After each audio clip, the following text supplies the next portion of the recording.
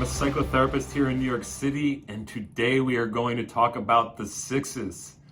Yes, the Enneagram sixes, and we are going to be using this survival handbook. Oh yeah, worst case scenarios: how to escape from quicksand, wrestle an alligator, break down a door, land a plane. Within this book, you will find simple step-by-step instructions for dealing with 40 life and limb-threatening situations with instructive illustrations. The principle is, you just never know. Come on, sixes, you're with me on this, right? Whenever we're talking about the Enneagram numbers, we have to say, what is their unconscious motivation? And for you sixes, your unconscious motivation is for safety, security, and to be supported. And you will do what you need to do to get that safety and security and support. So today we're going to look at all the ways you do that. Some people feel like 6 is a boring number. I think if you look at comedians, which I think there's a lot, you'll know that 6 isn't that boring of a number. Like, think about the expertise in which a good comedian looks at the world. They're looking at all of the angles. And some of them are doing this because of fear. Like, that's your guy's passion. Your sin or your passion is fear, and you are in the head center, which is the 5, 6s, and 7s, which are the fear center also. So you guys get a double whammy, and we'll talk about that later. But, you know, often a comedian, certain type of comedian, will look at and have an internal dialogue about what they are seeing out there that is a threat. So they exaggerate their anxiety and make the scary absurd. Humor is always about awareness, and to be hyper aware is what you sixes are, and that's kind of interesting. You know, your vigilance produces stories in your head, and sometimes it actually produces stories for us. And so I would love to help you today have healthy foresight. You sixes are present types. That's the 2s, the 6s, and the 1s. They tend to be present with people, not so future-oriented like the assertive types, and not past-oriented like some of the withdrawal types. And so while you're present and rooted, often resilient and empathetic, you also can be nervous, anxious, and prone to think about the future and all of the things that can happen. So that's why we're using this book, because it talks about when your life is in peril or a dire situation is at hand, safety alternatives might not exist unless you have been preparing perfectly for them. And so you guys are concentrated on that. I will hopefully dissect this enough so that we have a good working knowledge of how to move forward in health. Now, again, my name is Drew. I'm a therapist. If you want to do any individual work, reach out to me, whether that be long-term or short-term or a one-time consultation. And additionally, I'm going to do an episode on the subtypes. I think this is the 101 class, and the subtypes are the 201 class. That's where we really get into the nitty-gritty of what kind of 6 you are. Now, for the 4s and 6s, interestingly enough, when you add the subtypes, they're like 3 different types of that number. So 4s and 6s often mistype because each of those subtypes can look a lot like another number. So it's really actually quite hard to explain the 6s in an overview like this. I'm going to try to do it, but you might not find yourself totally jiving with this. And that might be because you are a very specific type of 6.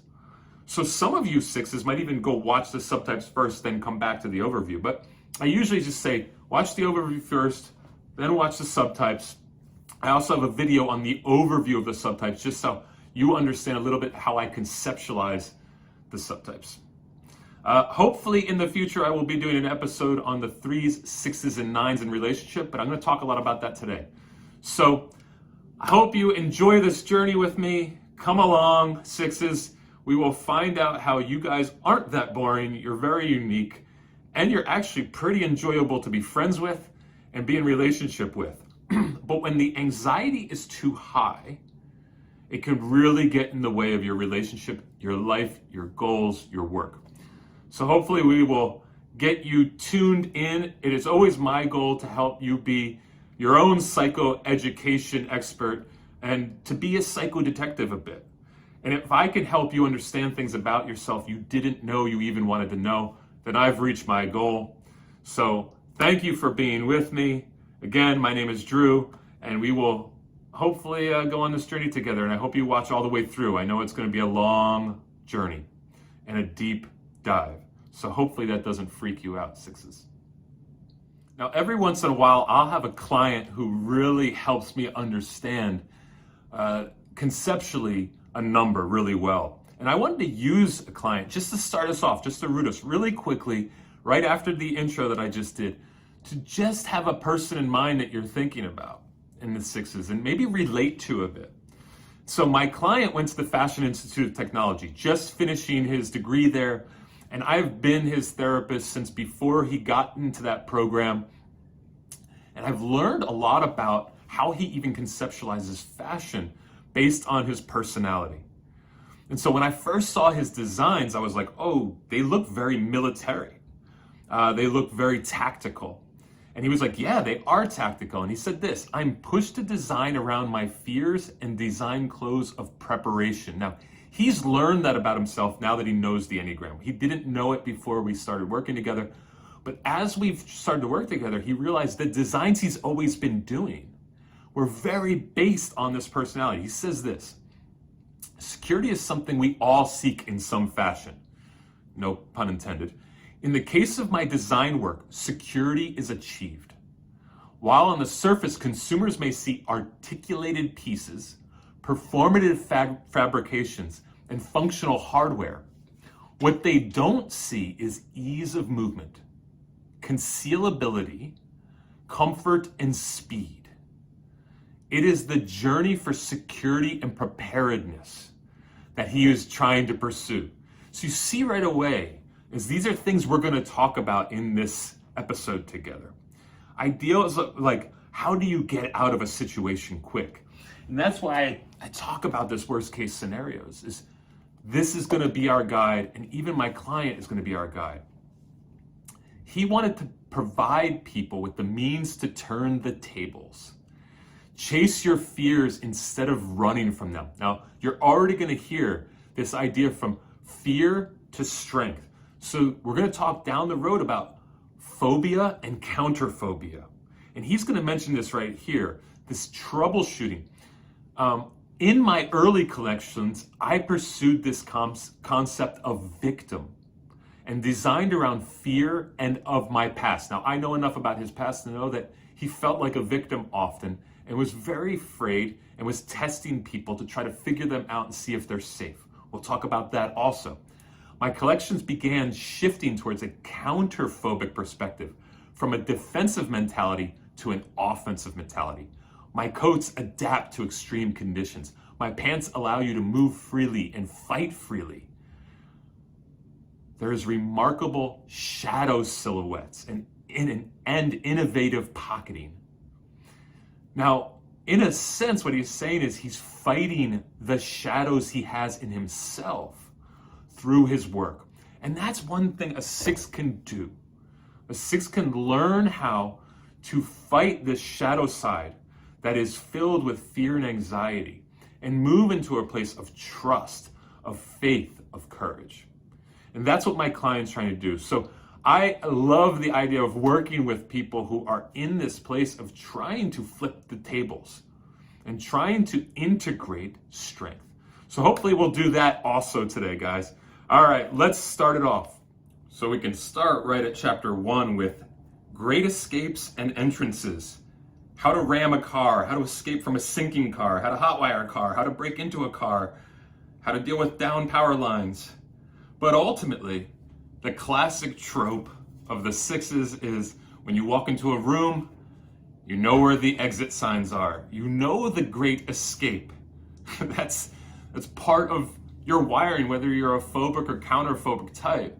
You're going to be a great forecaster of the problems that could happen in any environment, any room, any situation. So this future casting takes you away from the present a bit, even though you're kind of a present type. So we have the past types, we have the future types, they're the assertive types. Then we have like the present types, that's the twos, the ones, the sixes. But you guys are constantly in the future, interpreting it, investing in it, intensely investigating what could happen out there. And so when we're forecasting problems like that, when we're healthy, we go from pessimism to preparedness. That's where you guys are so locked in, just being prepared. But when we live in a state of perpetual worst case scenarios, it wears on our system.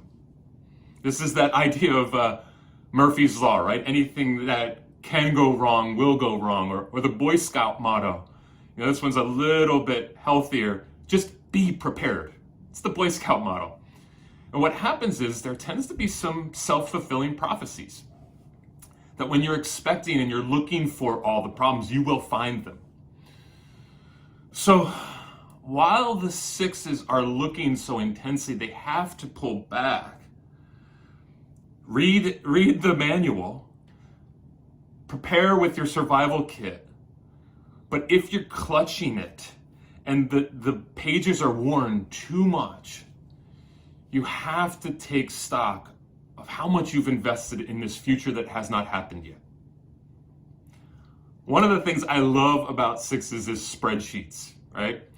Many of you guys are great at putting down on paper what needs to happen in the future and planning so deliberately and intensely all of the things that might get in the way of this thing going smoothly. Again, we need you for that. But if you are sitting at that computer too long, again, or on top of that piece of paper, it will get in the way, and it'll get in the way of, quite frankly, relationships, because you're too worked up. And what I've seen in sixes is that they lower their expectations of people because they've set the bar so high of what you need to do to keep me safe, that unfortunately, they've really devalued other humans by expecting too much of them. Just think about that for a second. When you're poking all of these holes, you're finding all of the problems, being a problem seeker. You will do that with people too. So we know that the thoughts that you have are accelerated. They're moving quickly to those worst case scenarios. Now, when it's healthy, it's responsible, it's prepared, it's reliable, and it's collaborative. When it's unhealthy, it's just getting in the way. Now, this worst case scenario mindset leads towards a thought loop. So if you're constantly thinking about what could go wrong, you're going to cycle, almost circular situation that goes on where you kind of come to many different ideas and many different thoughts, and it comes back to the same place you started with 5 or 10 different variations or different solutions. And sometimes what you'll hear with the six is that they end up saying, it depends, but without making a decision. Whether it's circumstantial, they can be flexible in their thinking, which that can be a problem too. When you're too flexible, you can think of all the angles. And that could also lead towards what we would maybe just, I guess blindly or easily call procrastination. There's an internal parade of opinions going through your head. And therefore there's this kind of like internal consensus that you're trying to find between all of the different voices. And it leads towards a paralysis or procrastination, a fear of rejection, a fear of being vulnerable to making the wrong decisions. So there we end up at it depends. You're looking for a black or white answer, a binary, this or that, but you land in gray, which is how decisions are made. Quite frankly, like, we can't really find the full truth often in what will happen if we make this decision. So for a 6, success can actually be scary. That's another compounding factor. If I make the right decision, I might get attention, which makes me vulnerable to whether attack or critique, to other people asking me to take on more of a leadership role. So if we don't attract too much tension, we can actually stay in that place of letting somebody else take that position. So this is really comes down to a kind of a decision of trust in self. If I'm the only one I can trust, and I can't even make the decision, can I really trust somebody else? And this is why that decision to put faith in leadership is so hard for a 6, even though they're so loyal. And we'll get to that. We'll investigate that more. But I want to set the groundwork here, the foundation of what to look for in yourself that can pop up, that really sets you in a position of vulnerability with people. If the internal guide is loud and opinionated and you don't trust it, then the operating system in your mind is faulty. So then you must take on the perspective of somebody else, undercutting yourself and putting that responsibility on them. Because things feel invalid when you do them. I must put that on someone else. And it is a push and pull then, right? Because if I put that onus on them to make decision, give them that power, and abandon myself and become dependent on them, then they better come through. They better produce. They better not let me down. It is a tough thing to put that weight on somebody else. And so we understand why this would be such an ambivalent back and forth thing for you.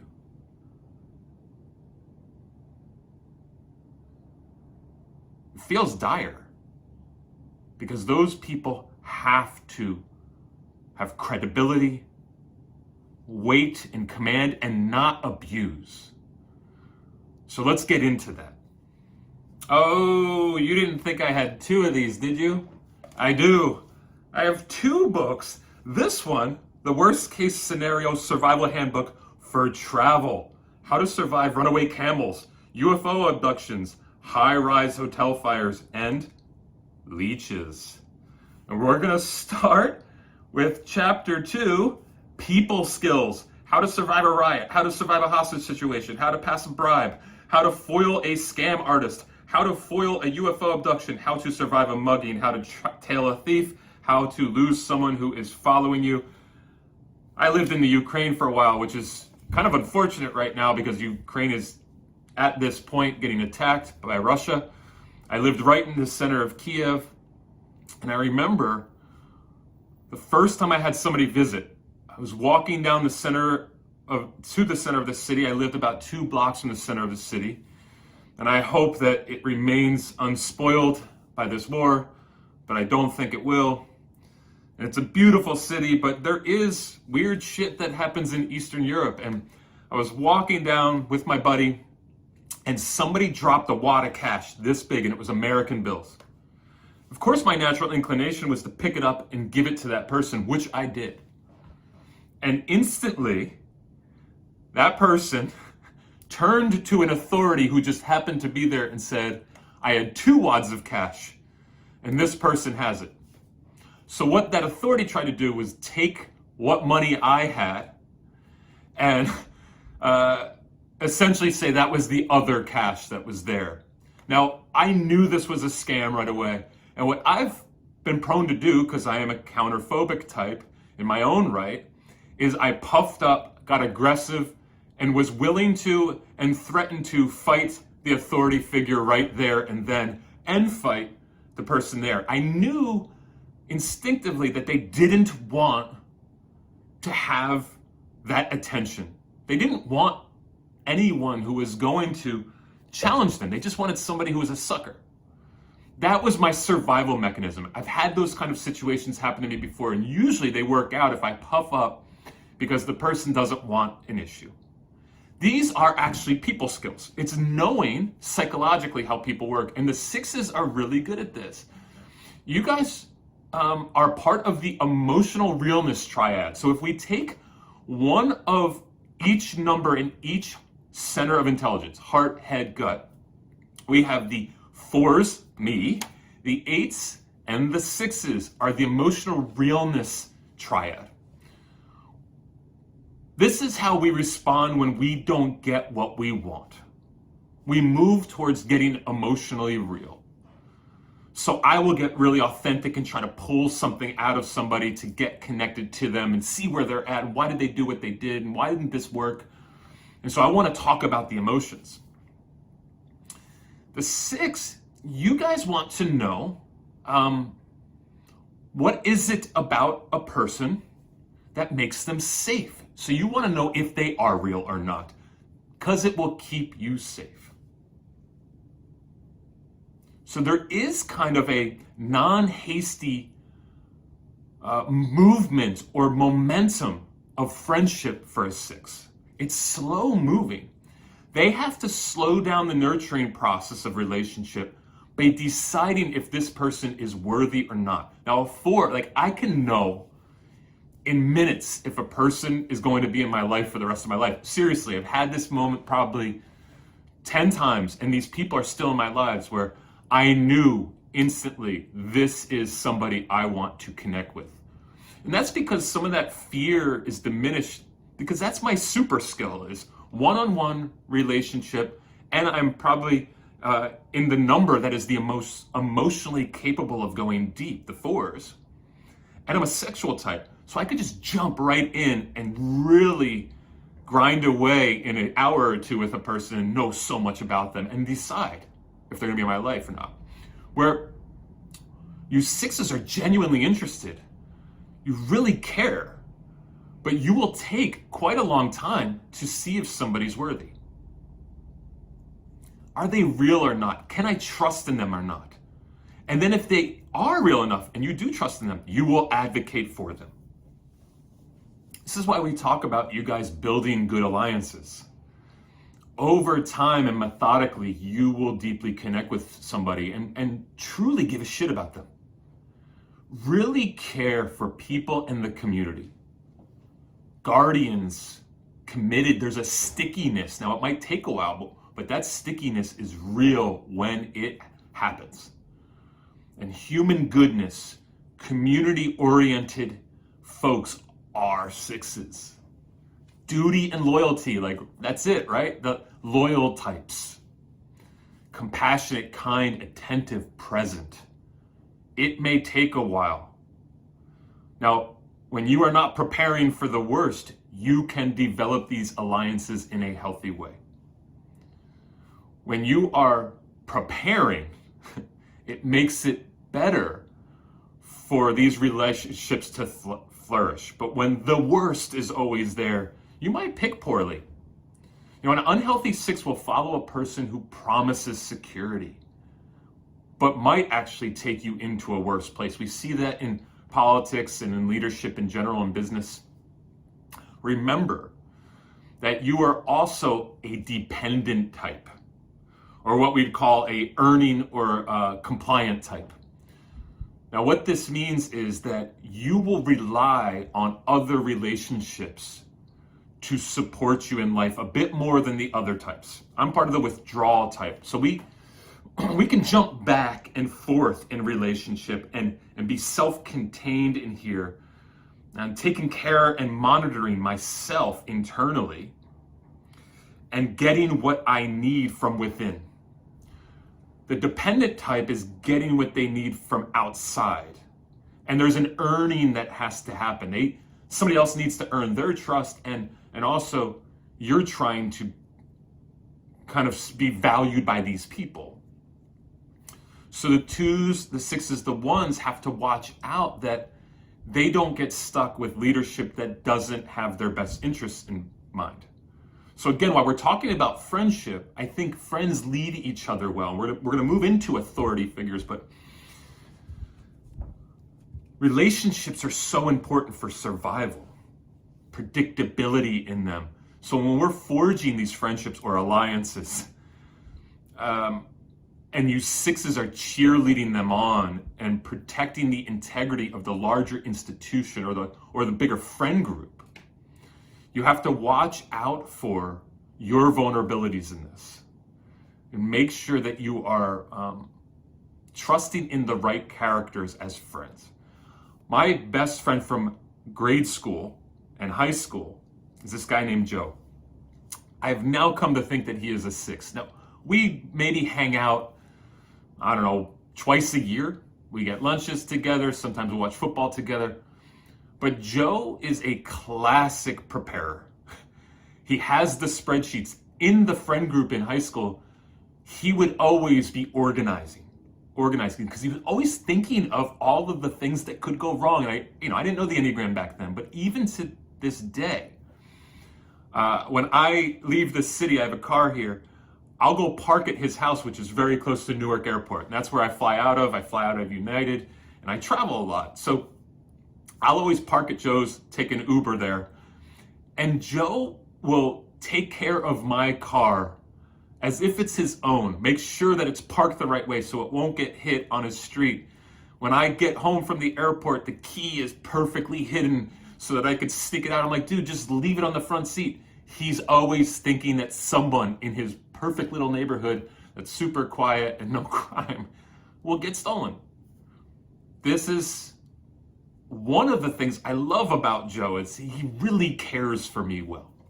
He advocates for me well. He wants to watch out for what can go wrong in my life when I don't even give a shit about certain things like that. So watch out for the dependency, but also know that this is one of the most beautiful things about you. When the relationship works, it's pretty sticky and you stay in it. You are committed and you are attentive. We love that about you. Don't get duped by the wrong people though. And hopefully this is where your super skill of sussing out what doesn't work will benefit you. So let's move into authorities here to just really hone in on this super skill of noticing what is wrong and what is right in relationships. All right, let's go back to the book, friends. How to deal with people and your people skills. Well, here's one. How to foil a scam artist. Con artists come in all shapes and sizes. In order to thwart them, you need to understand how they most commonly work. Here are a few of the most common scams with instructions on how to avoid falling victim to them. So, this thing that happened to me in the Ukraine was an obvious scam. I ended up meeting people from the embassy that told me that this scam, this one, happens all of the time. You 6s are constantly looking at leaders and wondering who is a scam artist, who's selling snake oil. And the idea is that the only people in power are the ones who want to misuse it. Otherwise, why would they be there? There's conspiracies and corruption in your head naturally. So can a leader admit when they are wrong? That's a question that you're asking. Do they have the ability to tweak and learn and affect change in the lives of others, but also in their own lives? This is that emotional realness triad, right? And I am with you. It's not as much about fear for me as about authenticity. I don't like a fake. I'm not as worried about them abusing me. I'm more worried about them just being phony. You are like the 8s, both emotional realness centered folks, concerned about those that bully and exploit the underdog. Now, I do too. And I'm a sexual force, so I'm a bit more feisty and ready to go. There is a part of me that daily is just wrapped with discomfort and anxiety over Ukraine and the people who are being taken advantage of there. because I live there, because I know those people, because I have friends there, it's constantly in my heart. And it's building that anxiety. But what do we have? We have a person who is unpredictable and power hungry and desiring control that is going after them. Now, this is something that an 8 can actually be. Like, who knows? Putin might be an 8. But 8s and 6s particularly, especially the sexual types, are looking for these characters and do want to go after them. Always looking for the inconsistencies. They even test their friends, you 6s. They're testing their friends to see, are you loyal? Do you show up? This is part of that projection. When we project out, the question of our own loyalty, we put it on someone else. Can you really trust anyone out there, especially leaders? But you'll do that with your friends too. So there's a suspicion, a carefulness. But when you're in, you are in. Again, that's the beauty of the loyalist, that they can be devil's advocate, they can be contrarian, they can push against leadership and say, what do you mean by that? Why did you do that? I know my 6 clients, before I knew the Enneagram, I just found them annoying. Now I kind of understand it, that they'll question some of my movements in their therapeutic strategy that I have for them. And they're recognizing that I have some kind of plan. They know that there's something going on behind the scene in my head, and they're trying to almost police me to see if I have their best interests at heart. Why did you do this, Drew? What are you thinking there? What did you do in your own life with that? They're just testing a little bit to see if I have what it takes to be entrusted with their life. So that contrarian can actually be a very strong part of a institution, of an organization, because in a sense, their phobia or their paranoia, when it's healthy enough, can work for the benefit of the organization by helping the organization not to have pitfalls that they just sink into that quicksand and the company does not move forward. So some of that suspicion, yes, is to defend self. Some of it is actually to support the bigger picture. So that's what you have to watch for is, are you picking the right battles? Are you then, once you let these people in, allowing them to sink into your life a little bit so that you don't have to keep on testing them? That'll be the question you have to ask yourself, so that you don't become a nuisance to others or yourself. Okay? Let's move on. Okay. Chapter 3, Leaps of Faith. Remember that. Leaps of faith. How to jump from a bridge or cliff into a river. How to jump from a building into a dumpster. How to maneuver on top of a moving train and get inside. How to jump from a moving car. How to leap from a motorcycle to a car. Main focus here is leaps of faith. So I'm going to be jumping here a little bit and talking about 4 things: fear and anxiety, courage, and faith. So you guys are part of the core point of fear. You have the 5s, 6s, and 7s who live in that fear triad. I live in the shame triad with the 2s, 3s, and 4s. And so the 3s would be like the core point of the shame component. And then there's the anger component. So that's the 9. They are the core point there. So you guys are the core point of fear, and your sin or your passion is fear. Holy shit, double down. You guys are in for some trouble. Your personality is structured around fear. And many of the 6s, especially counterphobic 6s, don't even identify that fear is such a big component. But you will notice that you have a tendency to want to be ready and prepared. So let's just think for a second about the difference between fear and anxiety. Fear is something that we need. We need to get us ready. But anxiety projects into the future.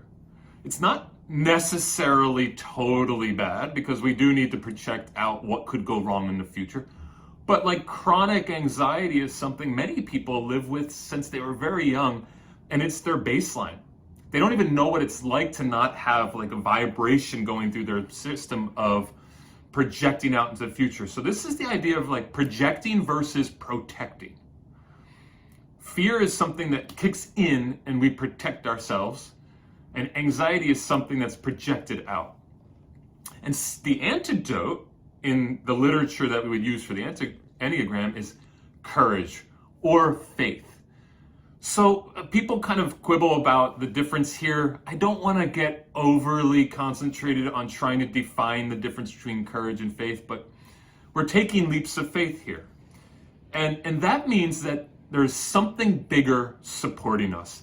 It doesn't need to be God for you. It could be the universe, but I love to go to Joseph Campbell's work. Now, this is the hero's journey. You've probably heard this. And the first time I really got into the hero's journey, my buddy gave me a book, The 10 Faces of the Hero, or something along those lines. I can't remember. I read it over and over again, but now I can't remember the title. But Joseph Campbell looked at the systematic way somebody works through a process of becoming a hero. Now you can go and look at that, even if you go online and just look up hero's journey and go to images on Google, you'll see kind of the cycle that has to happen for a hero to come into existence and be found to be some kind of hero. And it requires them to trust in something bigger than themselves, taking them through this process. Joseph Campbell says this: "It has always been the primary function of mythology and rite of passage to supply the symbols that carry the human spirit forward, in counteraction to those constant human fantasies that tend to tie it back, primarily fear. The purpose was to conduct people across the difficult thresholds of transformation." What he's saying here is, if you know the pattern that has to happen in life for you to grow and transform, then you can trust in these moments that require tension, require a certain fear because you don't know what's on the other side. Sixes, I've found, can go through pain quite well at times and get support.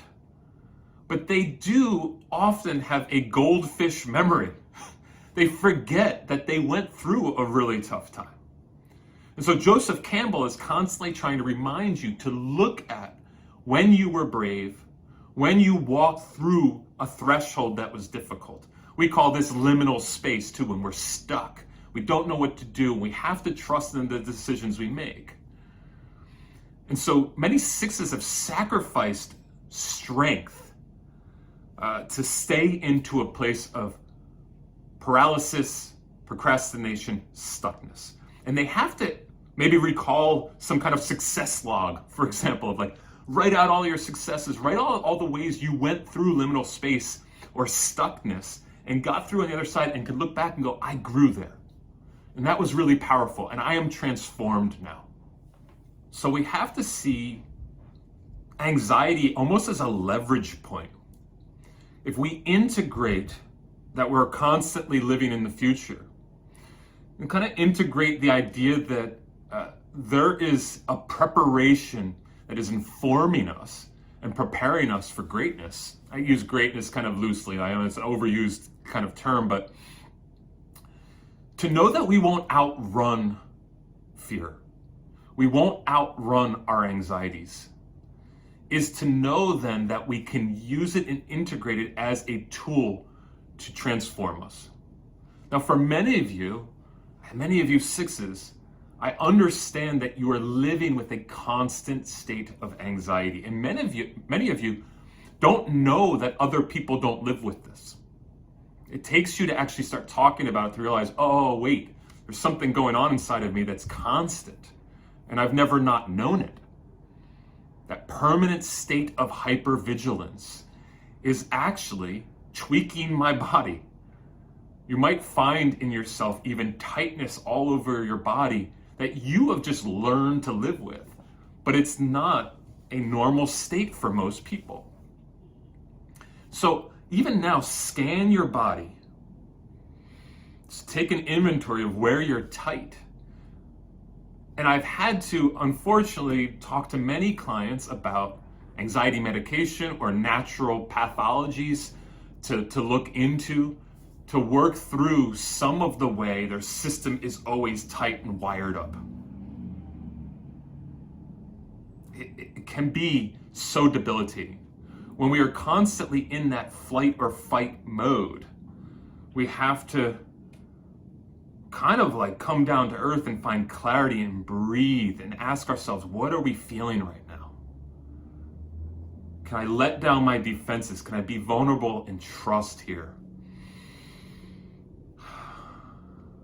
It's a hard thing to do. We are often over brave and over fearful. We're kind and cruel as children. We're over friendly and at the same time frightened of strangers. This is from the book East of Eden, one of my favorite books in the world by John Steinbeck. And it's said by this wise Asian man who really is speaking the truth of phobia and counterphobia. We're over brave and we're over fearful. You know, we're over friendly and at the same time frightened. And so this is this idea of moving forward and moving back. This is the truth of sixes. This is why so many sixes might mistype, because the counterphobic type seems much more resilient and not afraid. Why that phobic type is more obviously maybe a 6. We have to get into this, and we have the chapter for it. Yes, we do. The best defense is a good offense. Chapter 2, how to fend off a shark. Hit back. If a shark is coming towards you or attacks you, use anything you have in your possession, a camera probe, harpoon gun, your fist, to hit the shark's eyes or gills, which are the areas most sensitive to pain. Make quick, sharp, repeated jabs in these areas. That sounds like a counterphobic 6. All right, well, let's talk about, you've heard this before, how to escape from a bear. Lie still and quiet. Documented attacks show that an attack by a mother black bear often ends when the person stops fighting. Stay where you are and do not climb a tree to escape a bear. Black bears can climb trees quickly and easily and will come after you. The odds are that the bear will leave you alone if you stay put. Almost is kind of like that metaphor of phobic, like getting stuck, not knowing what to do. You know, the phobic is not wanting to move forward, wanting to stay back. Now, it's cool that I've seen so many 6s calm in crisis, because they've thought about so many things, the phobic and the counterphobic, thought about so many of the angles that they've already planned for the scenario. So when the scenario is actually happening in the moment, they are kind of courageous. And this is why people have that distinction between courage and faith, because many 6s are brave in the moment. They'll take on that position of strength there because they've already been freaked out beforehand.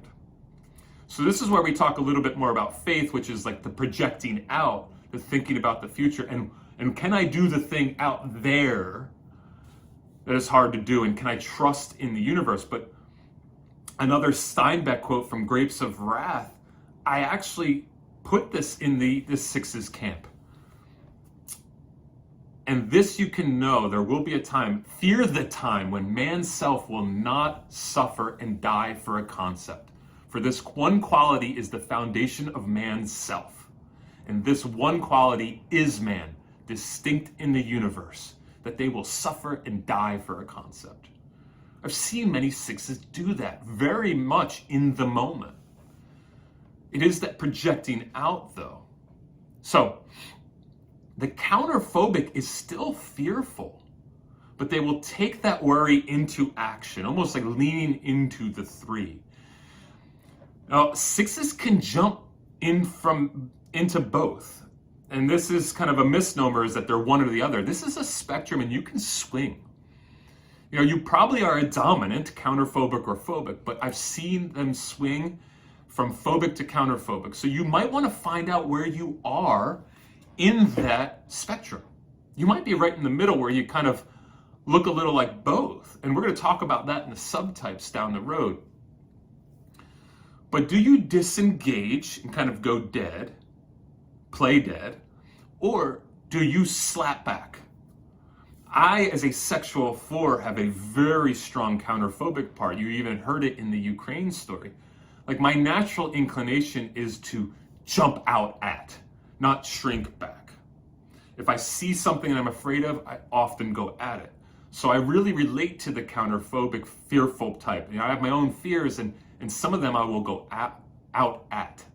But as we kind of conclude here, I want you to think of a few things. And one is that we have to actually celebrate some of this fear that you guys highlight for us. That often what the 6 is looking for is inconsistencies. They want consistency. They want predictability and certainty. Now, we all do at some level, but the 6s will lean into that a bit more. But they're also looking for the inconsistency. So when they see them, and they are in a healthy place, we have to listen to a 6 for what they are telling us is inconsistent. Because we all want a bit of security. We all want to have some kind of way to protect ourselves and defend ourselves from things that can hurt us. And so the 6 will have sensibilities and sanity when they are looking in a healthy way at how to find predictability in this world. Now, when you are unhealthy, you will use your imagination and you will inflate a story. You counterphobic 6s can inflate your body and your aggression to push back on the world. Now, when we just talk about counterphobic types, they can be really aggressive because they are trying to preempt getting taken advantage of. One of the things we notice with counterphobic types is they can often be into martial arts, weightlifting, boxing, some of the things that are more aggressive, so that they inflate and are ready from a powerful position that you can't fuck with me. You can't take advantage of me. In my own life, I had surgery on my shoulder when I was 21. It was because I was overlifting. And it was because I got bullied when I was in high school. And as I started to grow more, when I graduated high school, I think I was 5'9". I'm 6 foot now, a little taller than 6 foot. I grew a lot after high school. And I had a big mouth when I was young, so that came back to bite me in high school. And then there were some people who wanted to take advantage of me. And so as I got picked on, my confidence diminished. I started walking in the back of the school every day because there was a group of guys that really liked to fuck with me. And then I started lifting. And after high school, I lifted to the point where I tore my labrum because I was overlifting. An injury most people have in a freak accident or because they're baseball pitchers or quarterbacks or old because it just wears down. Mine happened because I was trying to inflate my body. I didn't want people to screw with me. So if you are a counterphobic 6, you have to deal with some of the underlying ways in which you got taken advantage of, and now you are overcompensating. You're inflating yourself to protect yourself. You underprotected feeling 6s, you phobic 6s, have to lean into possibly finding areas where you're strong and powerful. Maybe you get involved in all the things that the counterphobic type is already involved in. Moving into a place in which you're using your hands and your body to protect yourself, defending yourself, so that you feel a little bit more protected in the world. And this will often seep into the inside, so you actually have an internal experience of protection. So this is the way we can both, phobic and counterphobic, work to build some strength. And one of the questions I would ask you is, in life, If fear wasn't so constant and loud, what decisions would you have made or can you make that would change your life? How would you act if fear wasn't so loud? And for both of you and everybody in the spectrum there, it might be really tricky to find because you've already deleted the idea of what life could look like if you didn't have that. So that's my challenge to you in this area. We're going to still be kind of working our way around this topic, but I want you to concentrate on, if this wasn't so loud in your life, what are the things you could do? Cool? I just want to touch on defense mechanisms. All Enneagram numbers have defense mechanisms. There are different strategies psychologically to protect ourselves. So for the 4s, it's introjection, kind of taking on the responsibility internally from outside, like things that are going on out there, we make our own. But the sexual 4s, like myself, can often be projectors too. And you guys are great projectors. So what is a projector? Well, this is a defense mechanism that suggests that when your fear is getting motivated internally, it's like churning up. This fear gets projected out onto others out there. And then we say they are dangerous. We make it about them. It's our stuff. It's the stuff we are feeling discomforted by. And maybe you're right. Maybe they are dangerous. But the natural inclination will be to project that fear out. So often we end up finding out how people are dangerous. So you kind of like dissect them and critique them to find out what they're doing wrong. And this makes us feel a bit more relieved. What we're often doing is misinterpreting what's inside or diffusing its intensity and seeing it as coming from outside. They're the reason. 6s project their own limitations, their own weaknesses onto others. They punish people even for those. So that you don't have to take the responsibility. Now, I get it. I do this because when I get hurt or when I'm rejected or I feel rejected, when I feel like a relationship isn't working right, I will find the reasons why they are to blame. I'm putting my stuff onto somebody else. And it's in a way allowing me to not look at my own shadow. If I can see their shadow and what's wrong with them, it relieves the tension for me and makes me feel not so shitty. So some of the darkness that's going on inside of me, I put onto them. And therefore I can be the victim. The world is doing this to me. That person's doing this to me. And when you guys do that, you often are doing that with fear. I'm doing it when I get rejected. That's the natural inclination for a 4, is like we constantly feel rejected. And I'm a sexual 4, so I tend to use anger to protect myself. You have that fear quotient, so you protect yourselves by assuming the ill will of others. And so you have to enter into their heads a bit and wonder what the F they're doing. What the fuck are they thinking? They must be thinking something devious. They're doing this. They've got a systematic way of trying to take advantage of me. And this is what you have to watch out for, is how much are you doing this? How much are you putting the responsibility on somebody else? How much are you blaming them for the problems? So 6s have to be particularly aware of this defense mechanism. So just watch out for it, guys.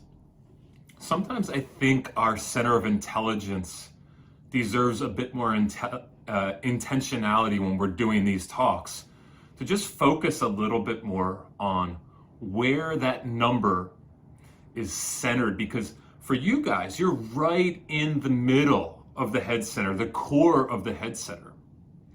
And like we've talked about before, that's motivated by fear for all 3 numbers, the 5, 6s, and 7s.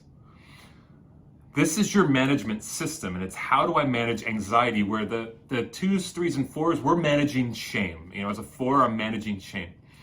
And 8s, 9s, and 1s are managing anger. Now, what you guys do with fear is you have a hard time getting a grip. There's kind of a back and forth confusion with it. That's why we got this phobic type of thing going on, this jumpy, bipolar-y type of situation. The 5s internalize it, and the 7s externalize it. We're going to get into that a little bit more, but this is the thinkers, cognitive-oriented processors, and you guys overthink everything. 5s, 6s, and 7s, like that's your thing. Just like the 2s, 3s, and 4s, we got some feels going on, and we may overfeel things.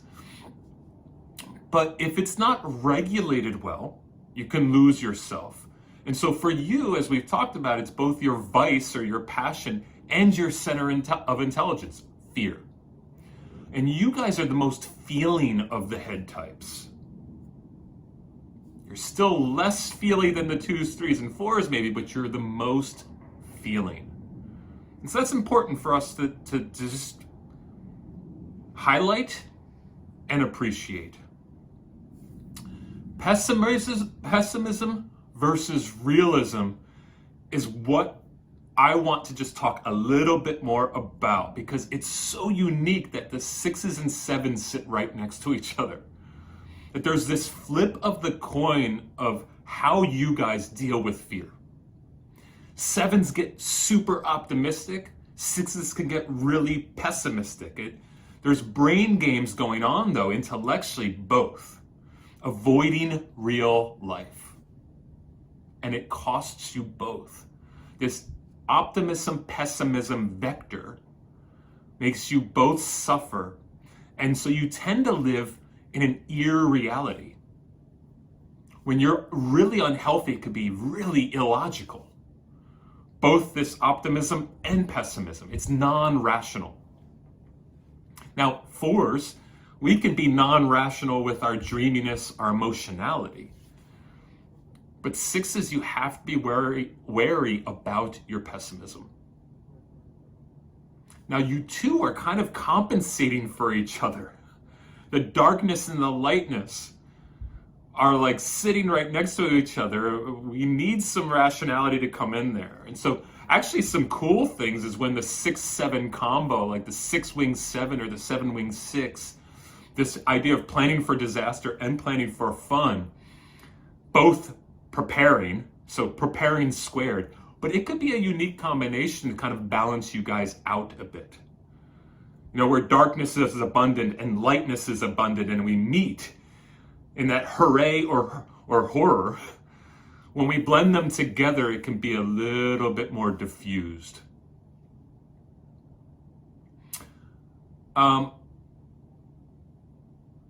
I've resisted both at times, because optimism and pessimism kind of like, they can be really annoying for me. And I love to see when a 6 or a 7 really move towards that reality and blend. For the 6, lightness, positivity, hope, trust. And when I see the 7 integrate some of the darkness, some of the stuck stuff that we all have to deal with, and then they transform and grow. So just wanted to highlight this head center, 5s fearing not having enough resources. 6s fearing not being protected and safe and secure. And 7s fearing pain and running from it. We have to deal with this fear each.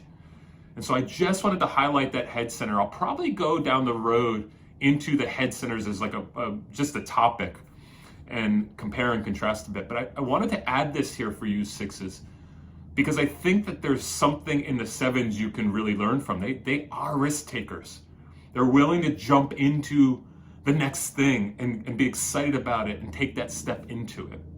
I realize even as I'm talking, like there's this light and darkness thing happening, even with the way the sun is. And I think that is what you guys both can give to each other. All right, cool. All right, we're going to open up our trusty manual again. We're going to look at chapter 4, emergencies. How to use a defibrillator to restore a heartbeat. Turn on the defibrillator by pressing the green button. Seems so simple, doesn't it? All right, guys, we're going to get into the low side and the high side. What do you guys look like in stress and in security? Now, I want to look at the 9 and the 3 with you guys. But most people will say, like, okay, look at what it looks like to be the negative parts of a 3, because that's what you'll look like in stress. And what do you look like the positive parts of a 9 when you are in security? But what the best thing for us to do is actually to lean into trying to understand the best and worst sides of the 3 and the 9. Because we want to integrate the good juice of the 9, the thing that shocks our system in a way of the 3, and the calming factor of the 9. We want to integrate both, but we need to know what kind of tripping up they will do in our lives as well. 6s can constantly kind of reject their own decision, delete their decisions, to destroy things that they want and desire and burn them in flames with doubt. Should I? Shouldn't I? Swinging and swaying and getting stuck in the mud. And they can be risk averse. Now, the 3 isn't super risky, but they move into action. And so your indecision and paralysis can be made up for by the 3 component, in which you get into moving from raining on your own parade and constricting yourselves on what's right to do, to challenging your doubt and move towards an arrow, not a circle. What I mean by that is moving a bit more linear, moving forward into action, not cycling through like we talked about in your indecision, asking the same question over and over again. 6s can be doers, but in this sense, I'm not just talking about the doing of like productivity, but the doing of, stepping into a place of discomfort. I can tell a 6 what to do. A 6 knowing their role can really step into a place of action there, especially when they trust the leader moving them forward. But to, on your own right, move towards your desires and your passions. This is where you can move into that healthy part of a 3 that trusts themselves a bit. They are goal-centered and do good work and want admiration for it, want to be seen. That's not necessarily wrong. Sometimes that's where we get our self-confidence, because we're seen and we're affirmed for a thing, and we just move with that. We build on that, we build on it, we build on it. That's the reward, and then the drive just follows. So if the 6 is constantly diminishing themselves, they can't move into that place of confidence and get some momentum. You guys can be pretty aware of what other people should do, great suggestions, but taking your own suggestions is harder. So, cool, you're practical, you can do, and you match up with the 3. And in stress, you'll do too much. You'll get too active, you'll preoccupy yourself with the doing. But what we're talking about here is the action towards your passions and your goals. This isn't over-the-top stuff. You guys are salt of the earth folks. You're down to earth. We're not looking for anything extreme here. Just you stepping into that place of a bit more confidence and not doubting your decisions so much. Also, what can happen in stress, and this is that 3 part, is you can start asking the question, am I who I really think I am?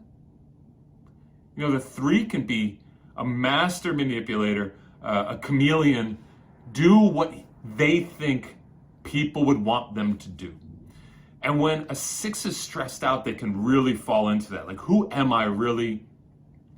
And the shame that comes with it. You know, the three 4s and 2s, I'm one of those 4s and I have a real strong 3 wing. That's my next highest number.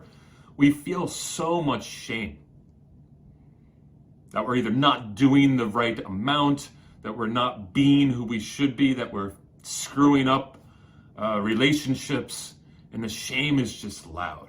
And it moves towards this identity crisis all of the heart people have, the 2s, 3s, and 4s.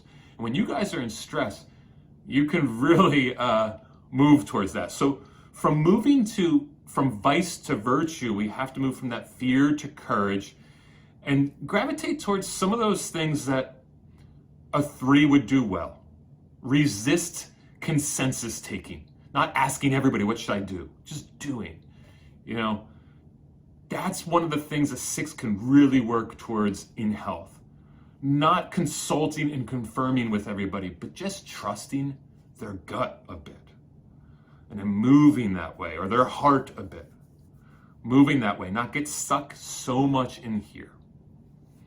Let's also see how you guys can move towards the healthy parts of a 9 and understand the weaknesses of a 9 so that you don't fall into those pitfalls too, because these are the 2 numbers you're going to move towards in stress and health.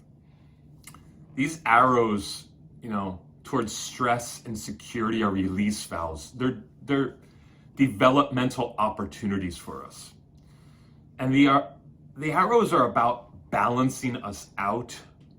They're about antidotes. So let's look at the antidote here. The insecurity, you look a little bit like a 9. Now, we just talked about the 3s, and well, the 6s want to succeed together.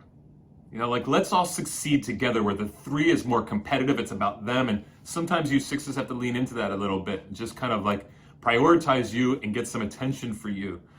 But the 9s, oh, I just went out on a date with a 9. I know that if I use the word lovely, which is a word I rarely ever use, I've probably been with a 9. Somebody asked me how this date went, and I said, she was lovely. And they were like, oh, you know, tell me a little bit. I was like, I walked away from it feeling like I had a warm shower with lavender scents. There was a light orb coming from their chest, and it was also like a massage happened. Now, none of that happened. We just sat and had drinks, but it was so easy to be with them. There was no strategy. They weren't stuck and pulled by some kind of like tension. Now that can get in the way of 9s, but 9s have this terrific thing. Again, another word I don't use a lot, but when I'm talking about 9s, for some reason, lovely and terrific just come up. These are weird words that I don't usually friggin' use, but with them I do. Now, they also have a problem where they self-restrict. You know, they could be vapor and floaty and wispy, and they're easy, yes, but, you know, they also look for the easy way. Now, you need to resist that part, 6s. Resist taking the easy way out. But 6s and 9s, you guys are both inclusive. You're division averse. You don't want to see people divided, unless there is just a bad player, a bad actor, you know, a horrible leader in place. Well, then you're okay with that. But that division feels like divorce for both of you. And in health, 6 goes to 9. They're supportive, they're empathetic, they understand other people's points of view, they're patient, they believe things will go okay. They don't see things as catastrophic. So you can relax into your 9. Receive from others and like lightly give to others. The 9s aren't as worried about the environment being threatening and punishing and unpredictable and difficult and unstable. So this is where you guys can just watch out for how intense you are being without even knowing you're intense. I know sometimes when, for example, I'm on a date with a 6, I can feel the anxiety in there. And it's not as pleasurable as that 9. You know, that you both have your weaknesses, but this is where you could just learn from the 9 and try to integrate that, but not take the easy way out. So just to recap, I want to throw some quotes here that I think could help root us in this 9-6-3 movement together, because you guys are the core points. So you're always working together. What is this quote? And this is maybe about that systematic self-restriction that a 9 can lean into in a negative way, and a 6 can too with their fear. This is a quote I love. The most one can achieve is a certain relaxedness, an openness to experience that makes him less of a driven burden on others. And that's from, I think, Ernest Becker in The Denial of Death. I like that last part, a driven burden on others. Sometimes when that anxiety of the 6 is too loud, it becomes a burden for relationships. Kierkegaard says this: man does not dare to believe in himself, finds it too venturesome a thing to be himself. Far easier and safer to be like others, to become an imitation, a number, a cipher in the crowd. This is where you 6s have to worry about diffusing what you want and enjoy and going towards that, making decisions towards it. 9s can suffer from this too.